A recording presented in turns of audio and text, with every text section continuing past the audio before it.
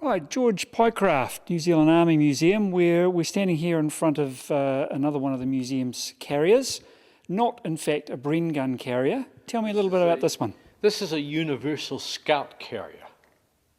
There are 6 of them came to New Zealand round about 1939, and they were brought to New Zealand as the patterns for the New Zealand-made carriers. Now, worldwide, there were 222 versions of the Universal Carrier. They were made in just about every country in the world, and they were extremely popular for what they were. This particular one is one of 2 left in the world.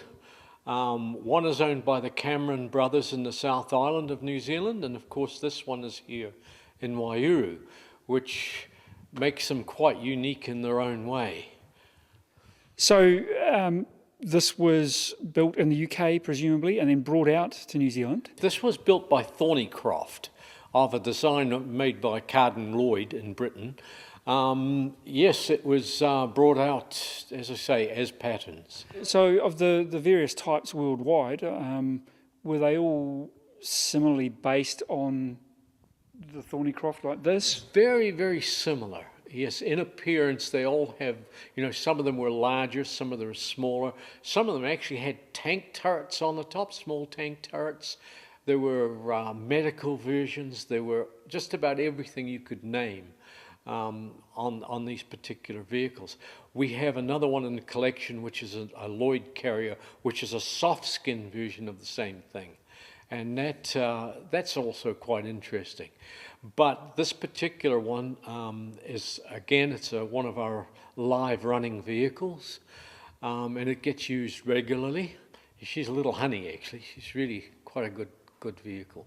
So, presumably, being a universal carrier, in New Zealand service, they were used for a variety of roles? A variety of roles, yes.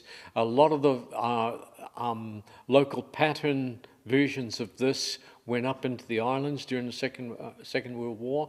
We had them in North Africa, mostly British ones in North Africa, of course. And though I haven't seen any photographs, I believe we had them in Italy as well. This particular one actually had a Vickers machine gun coming out of here, and it was a scout carrier. So it would go forward. Its role was to go forward, spot the enemy, radio back where the enemy were, or drive back and tell them where the enemy were, and so forth and so forth. So, yeah. Now, you mentioned to me earlier on one of the significant differences of this particular vehicle is the tracks. Tell me a little bit about that. Well, the tracks on these, again, are Carden Lloyd. They're Lloyd tracks, which is the gusset in the track is a little bit narrower than the New Zealand and Australian pattern vehicles. And the tracks are a little bit heavier on the LP, or local pattern carriers. And the track for these things is pretty hard to get now too. So in fact, this being one of the original pattern vehicles, what you're saying is that the track on this is in fact different to the ones that were manufactured here in New Zealand? Yes, they are. Yes, it is. It doesn't look different from a distance, but when you get up close and you've got the two together, it's quite different. So 2 of the 6 that were brought out exist. Any idea what happened to the other 4? No idea. They'll have been like all the rest of them in the New Zealand Army that vanished. A lot of them had the fronts cut off and were used for farm hacks and tractors. They used to cut the fronts off in case because they used to roll very easily. And if you rolled and they still had the fronts on them, you were trapped. But if they rolled and they didn't have the front on, usually the back part of the carrier would support them, and you could crawl out from underneath the front without getting yourself too badly hurt. Now, I have heard the odd anecdotal story of some of these sorts of vehicles being used by the New Zealand Army after the use-by date for target practice. Would that be right? Yes, a lot of them were used for that.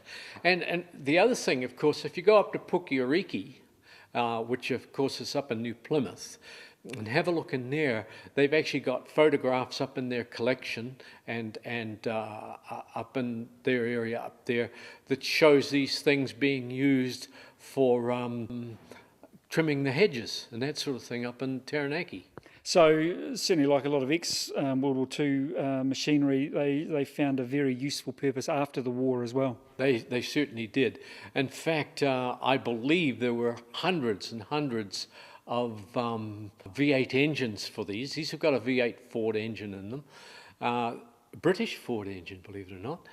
But there were lots of them, utilised for all sorts of different things.